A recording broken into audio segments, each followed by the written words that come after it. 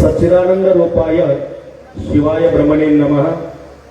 ತ್ರಿಕಾಲ ವಂದ್ಯರು ಪೂಜ್ಯರಾದ ನನ್ನ ಅಂತರಂಗದ ಸದ್ಗುರು ಸ್ವಕ್ಷೇತ್ರ ಇಂಚಿಗೇರಿ ಮಠದ ಸದ್ಗುರುಗಳಾದ ಸದ್ಗುರು ಸಮರ್ಥ ಬಾಬಾಸಾಹೇಬ್ ಮಹಾರಾಜರನ್ನ ಹೃದಯ ಮಂದಿರದಲ್ಲಿ ಧ್ಯಾನಿಸಿಕೊಂಡು ಭಕ್ತಿ ಮುಕ್ತಿಯ ಗಟ್ಟಿಯಾಗಿರ್ತಕ್ಕಂಥ ಪುಣ್ಯಭೂಮಿ ದೇವರಕೊಂಡ ಅಜ್ಜನವರು ನೆಲೆಸಿರ್ತಕ್ಕಂಥ ಈ ಪುಣ್ಯಭೂಮಿಯಲ್ಲಿ ಆತ್ಮೀಯರು ಸಹೋದರಾಗಿರ್ತಕ್ಕಂಥ ಸನ್ಮಾನ್ಯ ಶ್ರೀ ಮಹೇಂದ್ರ ತಮ್ಮಣ್ಣವರು ಶಾಸಕರನ್ನ ಸನ್ಮಾನಿಸುವ ಈ ಕಾರ್ಯಕ್ರಮದ ದಿವ್ಯ ಸಾನ್ನಿಧ್ಯ ವಹಿಸಿಕೊಂಡಿರ್ತಕ್ಕಂಥವರು ನನ್ನ ಅಧ್ಯಾತ್ಮದ ಸದ್ಗುರುಗಳಾದ ಈ ನಾಡು ಕಂಡ ಅಪರೂಪದ ಪರಪೂಜರಾಗಿರ್ತಕ್ಕಂಥ ಸದ್ಗುರು ಸಮರ್ಥ ಅಮರೇಶ್ವರ ಮಹಾರಾಜರ ದೇವತೆಗಳಕ್ಕೆ ತಮಸ್ತಕನಾಗಿ ಇನ್ನೋರ್ವ ಪವನ ಸಾನ್ನಿಧ್ಯ ವಹಿಸಿಕೊಂಡಿರ್ತಕ್ಕಂಥವರು ಶ್ರೀಮನ್ ನಿರಂಜನ ಪ್ರಣವಸ್ವರೂಪಿ ಬಸವರಾಜೇಂದ್ರ ಮಹಾಸ್ವಾಮಿಗಳ ದೇವತೆಗಳಕ್ಕೆ ತಮಸ್ತಕನಾಗಿ ಹಡಗಿನಾಳದ ಮುಕ್ತೇಶ್ವರ ಮಹಾಸ್ವಾಮಿಗಳ ದೇವತೆಗಳಕ್ಕೆ ತಮಸ್ತಕನಾಗಿ ಇಲ್ಲಿ ನೆರೆದಿರುವ ತಮ್ಮೆಲ್ಲರ ಪಾದಗಳಿಗೂ ಶರಣಾರ್ಥಿಗಳು. ಬಂಧುಗಳೇ, ನಾನು ಈ ಕಾರ್ಯಕ್ರಮಕ್ಕೆ ಬರಬೇಕಾದ್ರೆ ಪಕ್ಷಾತೀತವಾಗಿ ಜಾತ್ಯತೀತವಾಗಿ ನಮ್ಮ ಉತ್ತರ ಕರ್ನಾಟಕ ಭಾಗದಲ್ಲಿ ಯಾರೇ ಫೋನ್ ಮಾಡಿದ್ರು ಸಹಿತ ಏನೇ ಕೆಲಸ ಹೇಳಿದ್ರು ಸಹಿತ 24 ತಾಸಿನೊಳಗೆ ನಾನು ಅದೇನಿ ಅಂತಕ್ಕಂಥ ಭಾವನೆಯಿಂದ ಸ್ಪಂದನೆ ಮಾಡ್ತಕ್ಕಂಥ ನಮ್ಮ ಭಾಗದ ವ್ಯಕ್ತಿ ಸಲುವಾಗಿ ನಾ ಈ ಕಾರ್ಯಕ್ರಮಕ್ಕೆ ಬಂದೆ.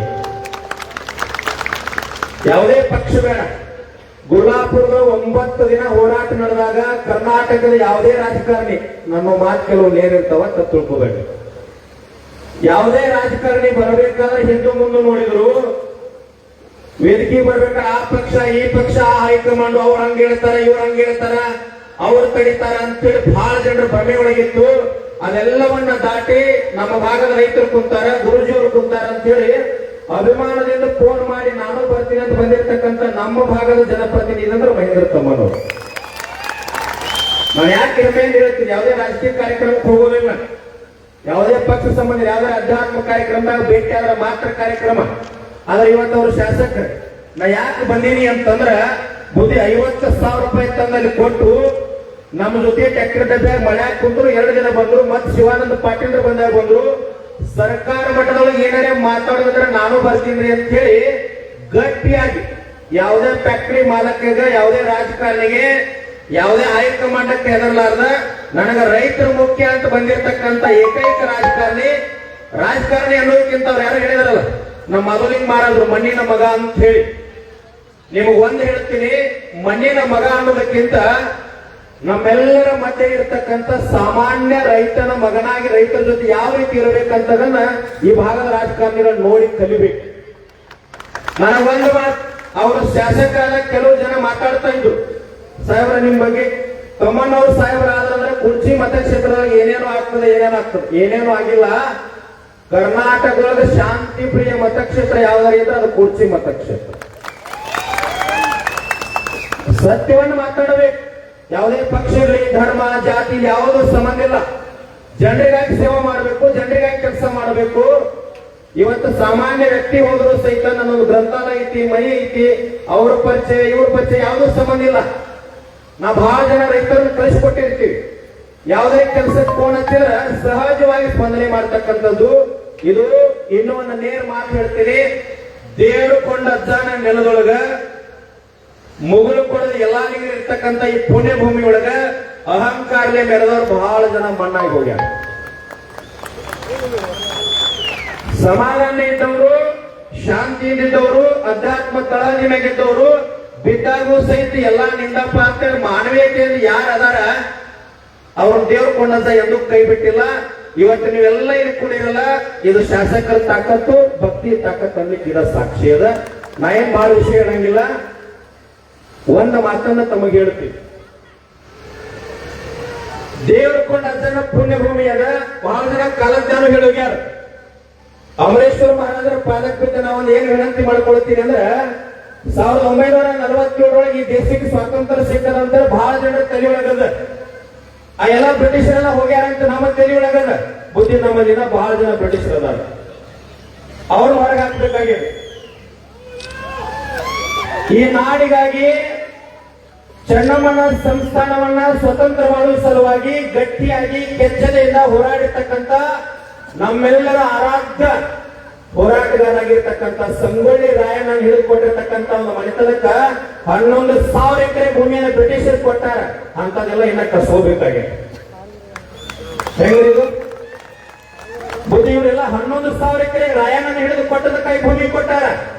ಆ ಭೂಮಿ ಕಸಕೋಬೇಕಾಗಿದೆ. ಯಾರಿಗೆ ಕೊಡ್ಬೇಕಾಗಿದೆ ಕಸಗೊಂಡ ಭೂಮಿ ಅಂತಂದ್ರ ದೀನ ದಲಿತರಿಗೆ ಕೊಡ್ಬೇಕಾಗಿದೆ, ಕಾರ್ಮಿಕರಿಗೆ ಕೊಡ್ಬೇಕಾಗಿದೆ, ಬಿದ್ದವ್ರಿಗೆ ಕೊಡ್ಬೇಕಾಗಿದೆ, ನಿವೃತ್ತ ಸೈನಿಕರಿಗೆ ನಾವೆಲ್ಲ ಕೊಡ್ಬೇಕಾಗಿದೆ. ಇವತ್ತು ಗುರ್ಲಾಪುರದೊಳಗೆ ನಿಮ್ಮೊಂದು ಸಾಮಾನ್ಯ ಮಾತು ಹೇಳ್ತೀನಿ. ಕಬ್ಬಿನ ಹೋರಾಟ ಇಷ್ಟೆಲ್ಲ ಮಹಾತ್ಮರು ಬಂದಲ್ಲಿ ಬೀದಿ ಮ್ಯಾಗ ಕುಂತು ಅವ್ರ ಮಠದ ಯಾವುದೋ ಒಂದು ಗಣಿ ಕಬ್ಬಿಲ್ಲ, ಯಾರಿಗೂ ₹1 ಆಗಲ್ಲ. ಯಾರಿಗೆ ಕುಂತಿದ್ರಂದ್ರ ಕರ್ನಾಟಕದ ಪ್ರತಿಯೊಂದು ಜಿಲ್ಲೆಯ ಪ್ರತಿಯೊಂದು ಹಳ್ಳಿಯ ಪ್ರತಿಯೊಬ್ಬ ರೈತರ ಸಲುವಾಗಿ ಅವ್ರು ಕುಂತಿದ್ರು. ಫ್ಯಾಕ್ಟರಿ ಮಾಲಕರು ಏನ್ ಮಾತಾಡ್ತಿದ್ರು ಅಂದ್ರ ಯಾರು ಏನು ಕೂತ್ರು ₹10 ಕೊಡುದಿಲ್ಲ ಅಂತ ಹೇಳ್ತಿದ್ರು. ನಾವತ್ತು ಒಂದು ಮಾತು ಹೇಳಿದ್ವಿ, ದೇವ್ರ ಕೊಂಡ ಅಜ್ಜನ ಪುಣ್ಯದ ಭೂಮಿ ಒಳಗೆ ನಿಂತು ಮಾತಾಡ್ರೆ ಹೆಂಗಂತಂದ್ರೆ ಸರ್ಕಾರ ಅಲ್ಲ, ಯಾರು ಬೇಕಾದರೂ ತಲೆ ಹಾಕ್ತಾರ ಅನ್ಲಿಕ್ಕೆ ನಿಮ್ಮ ಆರೋಗ್ಯ ತಾಕತ್ತರ ನಿಜವಂತ ಸರ್ವಾಧಿಕಾರಕ್ಕೆ ಹೋಗ್ಬೇಕು. ಏನ್ ನಡೆದದ ಈ ನಾಡಿನೊಳಗ? ನಾ ಇವತ್ತೊಂದು ಕಡೆ ಮಾತಾಡಿ, ಹುಟ್ಟಿದಾಗ ಮಗು ಅಂತಾರ, ಸಾಯನ ಹೆಣ ಅಂತಾರ. ಬುದ್ಧಿ ನಡವರ್ಕ್ ಬಹಳ ತಿರುಗಾಡ್ತಾವ್. ಏನದ ಈ ಭೂಮಿ ಮೇಲೆ? ನಾಳೆ ಸತ್ರ ಮಣ್ಣಾಗ ಹೂಳುವಾಗ ಬಹಳ ಗಟ್ಟಂಗಿದ್ರೆ ಶರೀರಕ್ಕೆ ಕೊಡಂಗಿಲ್ಲ, ಸೋರಂಗಿಲ್ಲ ಅಂತ ಕಟ್ ಮಾಡ್ತಾರ. 10 ಫ್ಯಾಕ್ಟರಿ ಕಟ್ಲಿ, ಲಕ್ಷ ಸಾವಿರ ಕೋಟಿ ಭೂಮಿ ಇರ್ಲಿ, ನಮ್ಮ ದೇಶದ ಹೊರದೇಶದಾಗ ಸಹಿತ ರೊಕ್ಕ ಇಟ್ಟರು ಸಹಿತ ಮೈ ಮ್ಯಾಗ ಒಂಚೂರು ಒಂದು ಸಣ್ಣ ಬೆಳೆ ಉಡದಾರ ಸಹಿತ ಬಿಡುದಿಲ್ಲ.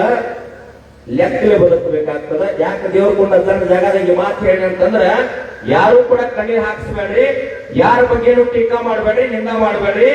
ಏನ್ ಹಿಂದ 4 ವರ್ಷ 2-3 ವರ್ಷದಿಂದ ಏನ್ ಟೀಕಾ ಮಾಡ್ತಿದಾರ ಅದೆಲ್ಲ ಟೀಕಾ ಸುಳ್ಳೈತನ್ಲಿಕ್ಕೆ ಇವತ್ತು ಹಾರುಗೇರಿ ಪುಣ್ಯ ಭೂಮಿ ಒಳಗ ಮಹೇಂದ್ರ ತಮ್ಮನವ್ರ ಬದುಕಿನ ಗತಿನ ಸಾಕ್ಷಿ ಅಂತ ನನಗನ್ನಿಸ್ತದ. ಇಂಥ ಒಂದು ಸರಳ ರಾಜಕಾರಣಿಗಳು ಬೇಕು.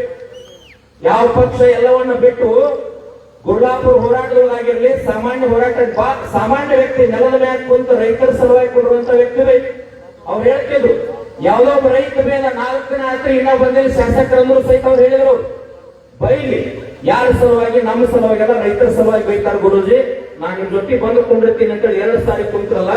ಇಂಥ ಶಾಸಕರು ನಮ್ಮ ನಾಡಿಗೆ ಅವಶ್ಯಕತೆ ಇಲ್ಲ. ಪಕ್ಷಾತೀತವಾಗಿ ಜಾತ್ಯತೀತವಾಗಿ ಒಂದು ಮಾತನ್ನು ಹೇಳಿ ನನ್ನ ಮಾತು ಮುಗಿಸ್ತೀನಿ. ನಮ್ಮ ಬದುಕು ಹೆಂಗಿರ್ಬೇಕಂದ್ರ ಡಾಕ್ಟರ್ B.R. ಅಂಬೇಡ್ಕರ್ ಅಂತ ಹೇಳಿ ಸ್ವತಂತ್ರ ಹೋರಾಟದ ನಂತರ ಕೋರ್ಟ್ ಒಳಗೆ ವಾದ ಮಾಡ್ತಾ ಇದ್ರು. ಮಧ್ಯಾಹ್ನ 1 ಗಂಟೆ ಸಮಯಕ್ಕೆ ಒಂದು ಚೀಟಿ ತಂದು ಕೊಡ್ತಾರೆ ಯಾರು. ಆ ಚೀಟಿಯನ್ನು ಓದಿ ಜೇಬಿನೊಳಗೆ ಇಟ್ಕೊಂಡು ಮತ್ತೆ ವಾದ ಮಾಡಿ ಪ್ರಾರಂಭ ಮಾಡ್ತಾರೆ. 2 ಗಂಟೆಗೆ ಊಟಕ್ಕೆ ಬಿಟ್ಟಾಗ ಬ್ರಿಟಿಷ್ ನ್ಯಾಯವಾದಿ ಕೇಳ್ತಾನ, ಸರ್ ನಿಮ್ಗೊಂದು ಚೀಟಿ ಬಂತಲ್ಲ ಅದ್ರೊಳಗೆ ಏನಿತ್ತು ಅಂತಂದಾಗ, ಸರ್ ನನ್ನ ಧರ್ಮ ಪತ್ನಿ ತೀರಿ ಹೋಗಿರ್ತಕ್ಕಂಥ ಸುದ್ದಿ ಬಂತು, ಅದನ್ನು ಓದಿ ಸರ್, ಓದಿ ಜೇಬಿನೊಳಗೆ ಇಟ್ಕೊಂಡು ವಾದ ಮಾಡ್ಲಿಕ್ಕೆ ಪ್ರಾರಂಭ ಮಾಡಿದೆ ಅಂತ ಹೇಳಿದ್ರು. ಅವಾಗ ಬ್ರಿಟಿಷ್ ನ್ಯಾಯವಾದಿ ಹೇಳ್ತಾನ, ಸರ್ ನನ್ನ ಧರ್ಮ ಪತ್ನಿ ತೀರಿ ಹೋಗಿರ್ತಕ್ಕಂಥ ಸುದ್ದಿ ಬಂದಿದ್ರ ನಾನು ಕೋರ್ಟ್ ಬಿಟ್ಟು ಮನೆಗೆ ಹೋಗ್ತಾ ಇದ್ದೆ, ನೀವ್ಯಾಕೆ ವಾದ ಮಾಡ್ತಾ ಇದ್ದೀರಿ ಅಂತಂದಾಗ ಡಾಕ್ಟರ್ B.R. ಅಂಬೇಡ್ಕರ್ ಹೇಳ್ತಾರ, ನನ್ನ ಧರ್ಮ ಪತ್ನಿ ತೀರಿ ಹೋಗ್ಯಾಳ ಸರ್, ಮನೆಗೆ ಹೋದ್ರೆ ವಾಪಸ್ ಜೀವಂತ ಆಗಿ ಬರೋದಿಲ್ಲ, ಅದ್ರ ನಾನು ಯಾಕೆ ಹೋಗ್ಲಿಲ್ಲ ವಾದ ಮಾಡ್ತಾ ಇದ್ದೀನಿ ಅಂದ್ರೆ, ಸ್ವತಂತ್ರ ಹೋರಾಟದೊಳಗೆ ಗಟ್ಟಿಯಾಗಿ ಹೋರಾಟ ಮಾಡಿರ್ತಕ್ಕಂಥ 47 ಜನ ಹೋರಾಟಗಾರರು ಕಟ್ಕಟಿ ಒಳಗೆ ನಿಂತಾರ. ನಾನು ವಾದ ಮಾಡೋದು ಬಿಟ್ಟರೆ ಗಲ್ಲಿ ಹೋಗ್ತಾರೆ ಸರ್, ಅದರ ಸಂಬಂಧ ವಾದ ಮಾಡ್ತಾ ಇದ್ದೀನಿ ಅಂತ ಹೇಳಿ. ಅವಾಗ ಬ್ರಿಟಿಷ್ ನ್ಯಾಯವಾದಿ ಎಂದಂತ ವಾದ ಬೇಡ, ತರ್ಕ ಬೇಡ, ಎಲ್ಲರೂ ಬಿಡುಗಡೆ ಮಾಡ್ತೀನಿ ಅಂತ. ಯಾಕೆ ಈ ಸಂದರ್ಭ ಈ ಮಾತು ಹೇಳಿ ಅಂದ್ರೆ, ನಮ್ಮ ಅಧಿಕಾರ, ನಮ್ಮ ಶ್ರೀಮಂತಿಕೆ, ನಮ್ಮ ಹಣ ಇದೆಲ್ಲವೂ ಸಮಾಜಕ್ಕಾಗಿ ಬಳಕೆ ಆಗಬೇಕು. ದೇವರು ಕೊಂಡ ಅಜ್ಜನ ಭೂಮಿ ಒಳಗ ಕೋವಿಡ್ ಒಳಗೂ ನಮಗ ನಿಮಗ ಏನೂ ಆಗಲ್ಲ, ನಮ್ಮನ್ನೆಲ್ಲ ಜೀವಂತ ಉಳಿಸ್ಯಾನಂದ್ರ ಉಳಿದಿರ್ತಕ್ಕಂಥ ಆವಿಷ್ಯ ಜನತೆಗಾಗಿ ಬಿದ್ದಂತವರು ರೈತರು, ಸಂತರು, ಸೈನಿಕರ ಸೇವೆ ಮಾಡೋ ಸಲುವಾಗಿ ಬದುಕಬೇಕು. ನಾನು ಉತ್ತರ ಕರ್ನಾಟಕದ ರಾಜಕಾರಣಿಗಳಿಗೆ ವಿನಂತಿ ಮಾಡ್ಕೊಳ್ತೀನಿ, ನೀವು ಬದುಕ್ರಿ. ಹೆಂಗ ಬದುಕ್ರಿ ಅಂತಂದ್ರ 24 ಜನರ ಮಧ್ಯೆ ಇರ್ತಕ್ಕಂಥ ಮಹೇಂದ್ರ ತಮ್ಮನವರು ಶಾಸಕರಂಗ ಜನರ ಮಧ್ಯೆ ಇದ್ದು ಇಂಥ ಮಹಾತ್ಮರ ಮಾರ್ಗದರ್ಶನದೊಳಗೆ ಏನ್ ರಾಜಕಾರಣ ಮಾಡ್ಲಿಕ್ಕತ್ತಾರ ಹಿಂಗ್ ಮಾಡ್ರಿ.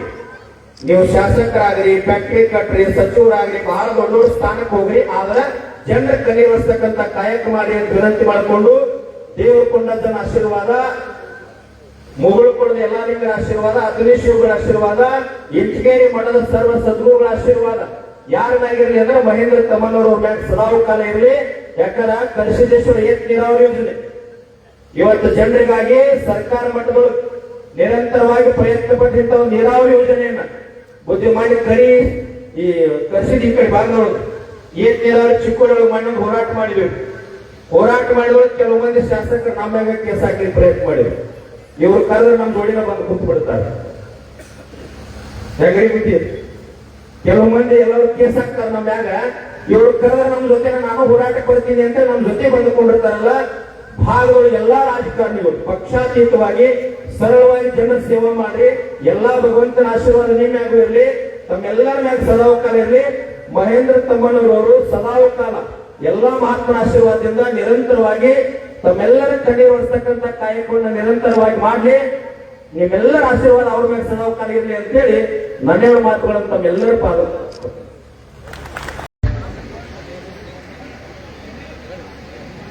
ಮಹಾಸ್ವಾಮಿಗಳು ಮತ್ತು ದೇವರಿಕೊಂಡ ಪಂಚಪಾದ ಕಮಲಗಳಿಗೆ ದೀರ್ಘದಂಡ ನಮಸ್ಕಾರಗಳನ್ನು ತಿಳಿಸ್ತಾ ಈ ಒಂದು ಕಾರ್ಯಕ್ರಮದಲ್ಲಿ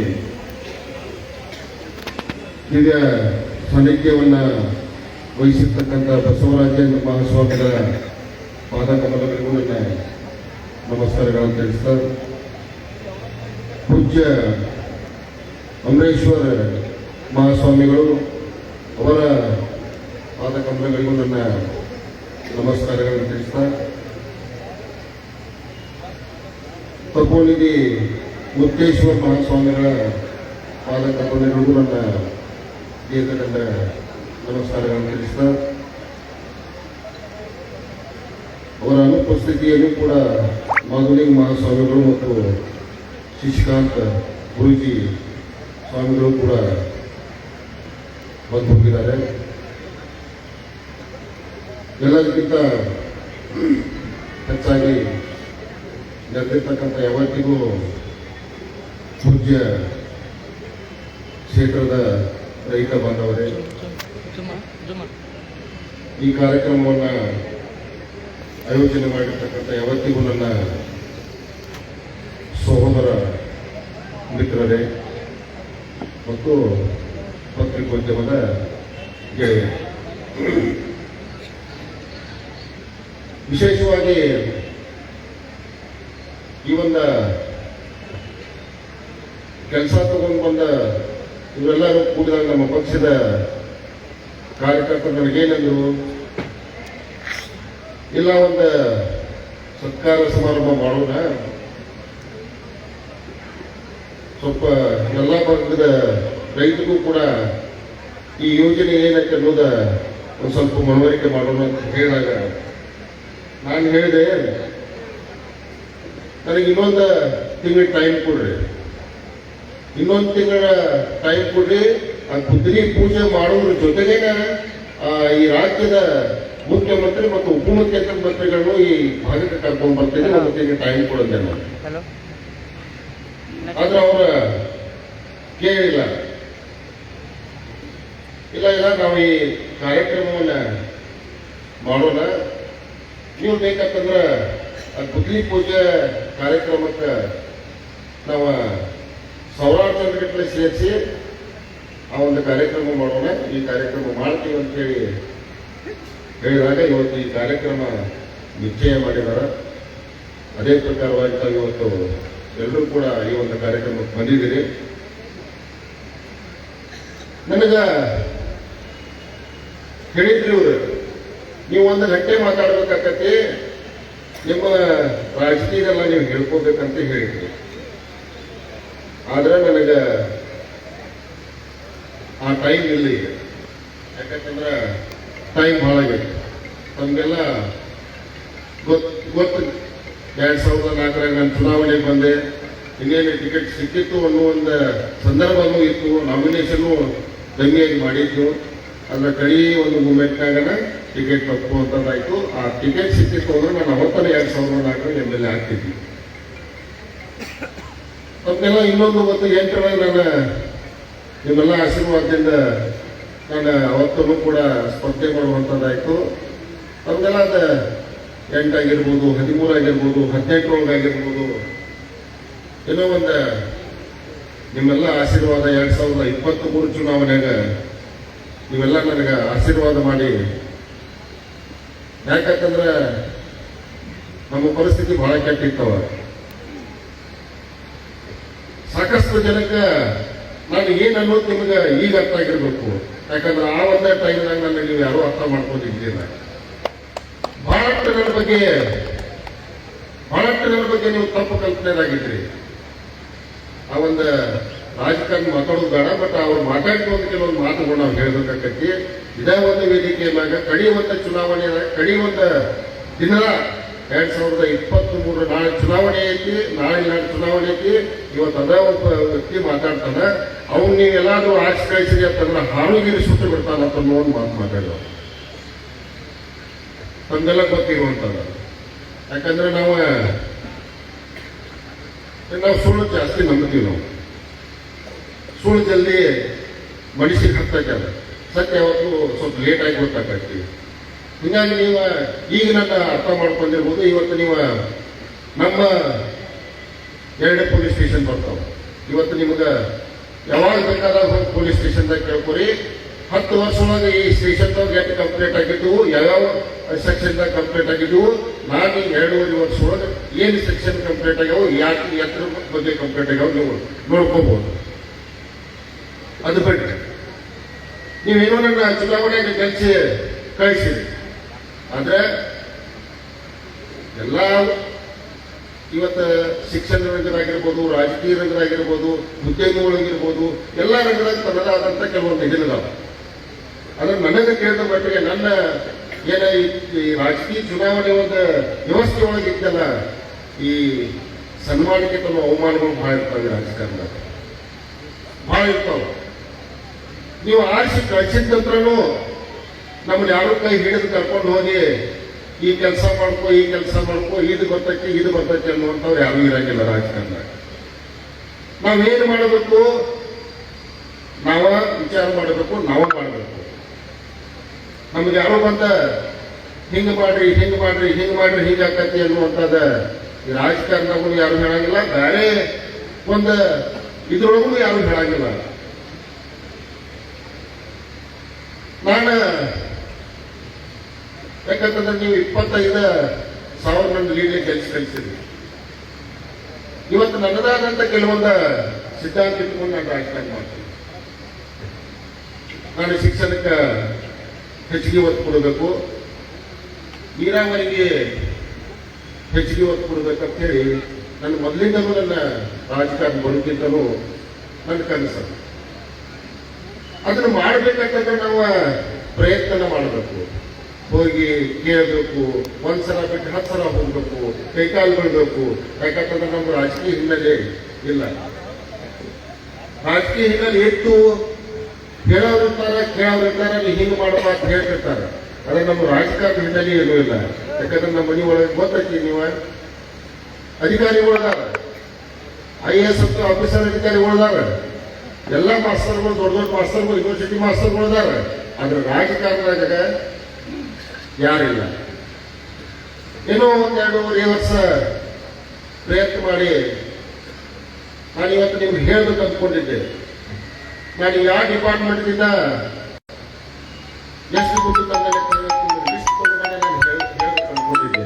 ಯಾಕಂದ್ರೆ ಇವತ್ತು ನಾವು PWD ಕಟ್ಟಬೇಕು, ಸೋಷಿಯಲ್ ವೆಲ್ಫೇರ್ ಕಟ್ಟಬೇಕು, RDPI ಡಿಪಾರ್ಟ್ಮೆಂಟ್ದಿಂದ ಕಟ್ಟಬೇಕು, ಮೈನರ್ ಇರಿಗೇಷನ್ದಾಗ ಕಟ್ಟಬೇಕು, ಮೇಜರ್ ಇರಿಗೇಷನ್ದಾಗ ಕಟ್ಟಬೇಕು.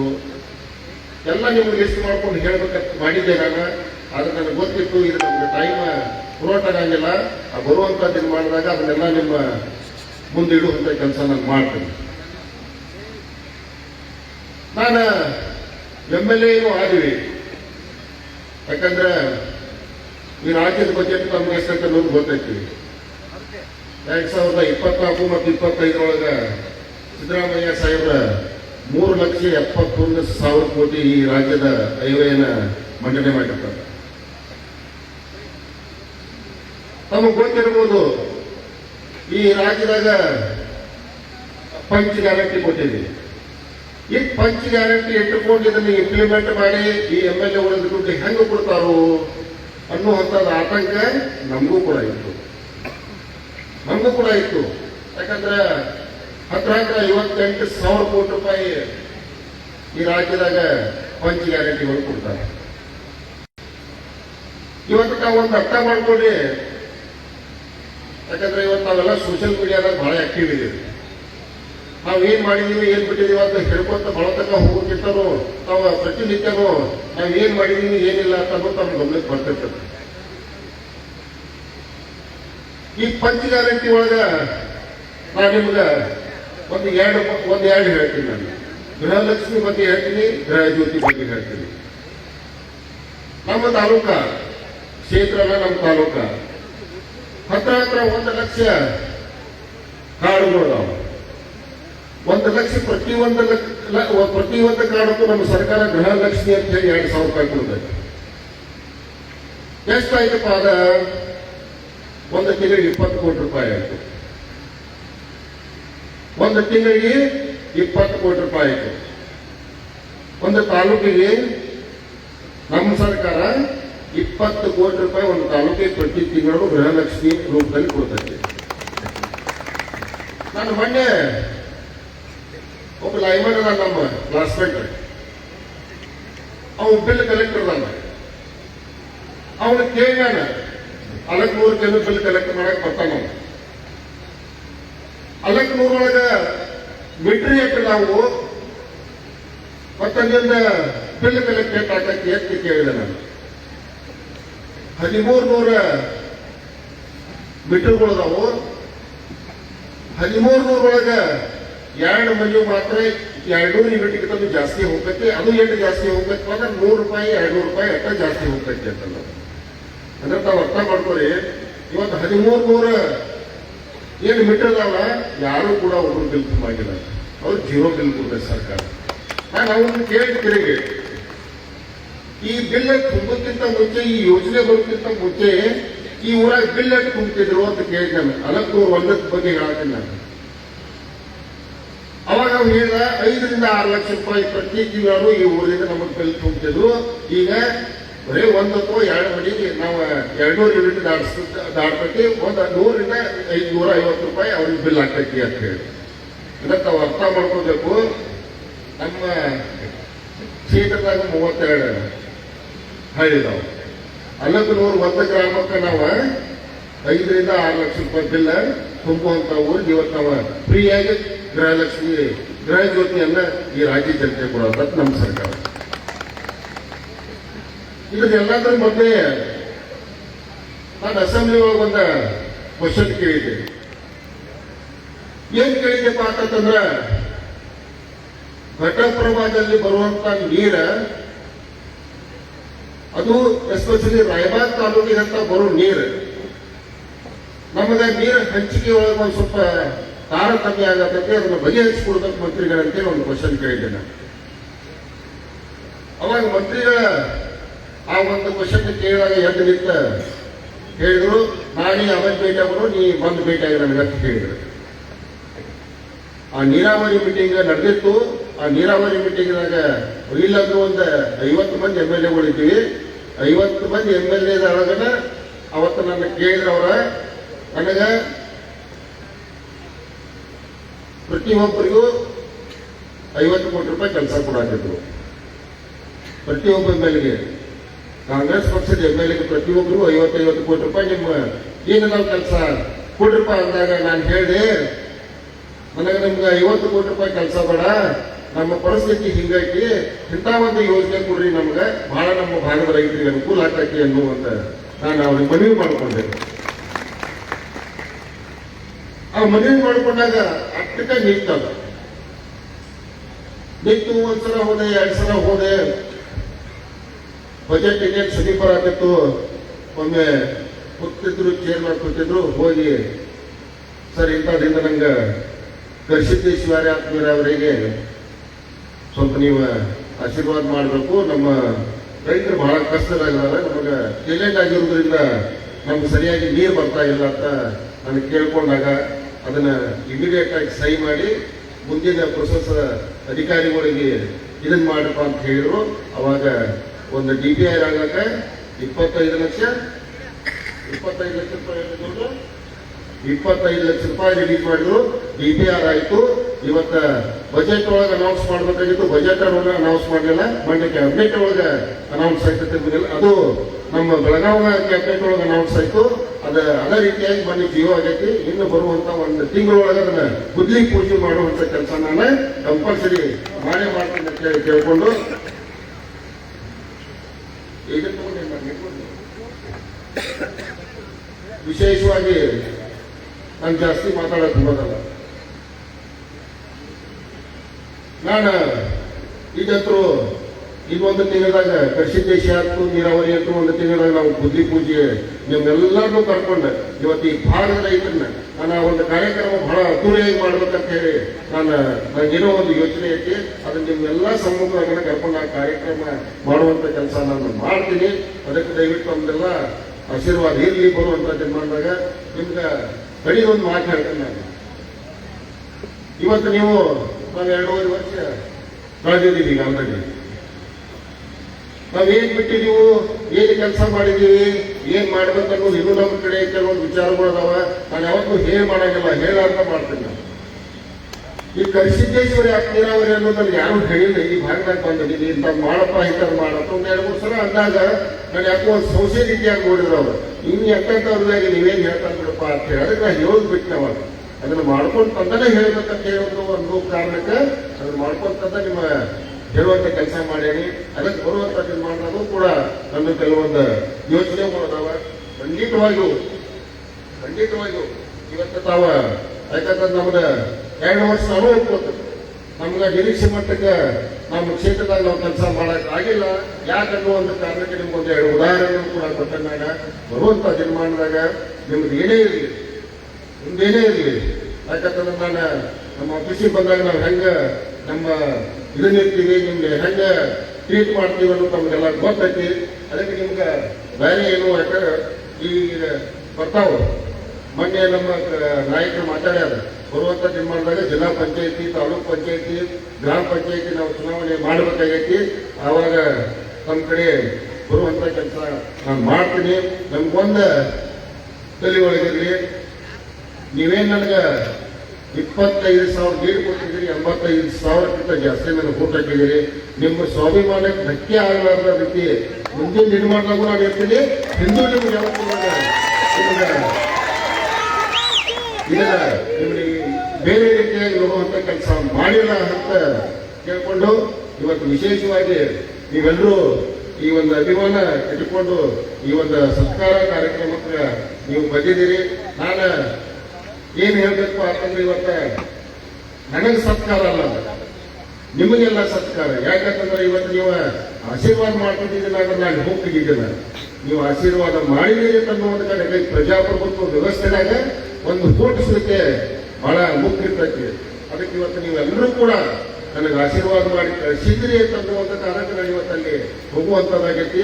ಅದಕ್ಕೆ ಏನ್ ನೀವು ಸತ್ಕಾರ ನೀವು ಮಾಡಿದ್ದೀರಿ ಅದ ನನಗೆ ತನ್ನುವಾದ ನಿಮಗೆ ಸಲ್ಲಬೇಕು ಅಂತನ್ನೋ ಒಂದು ಮಾತು ಹೇಳಿ ಯಾವತ್ತಿಗೂ ನಿಮ್ಗೆ ನಾನು ನಿಮ್ಗೆ ಸೇವೆ ಮಾಡಕ್ಕೆ ನಾನು ಯಾವತ್ತೂ ಮುಂದಿನ ನಿರ್ಮಾಣದಾಗ ನಾನು ಯಾವತ್ತೂ ಇರ್ತೀನಿ ಅಂತ ಹೇಳಿ ಕೇಳ್ಕೊಂಡ ವಿಶೇಷವಾಗಿ ನಿಮ್ಗೆಲ್ರಿಗೂ ಇನ್ನೊಮ್ಮೆ ನಮಸ್ಕಾರ ಮತ್ತು ಧನ್ಯವಾದ ತಿಳಿಸ್ತಾ ನಾನು ಒಂದು 2 ಮಾತು ಮುಗಿಸ್ತು.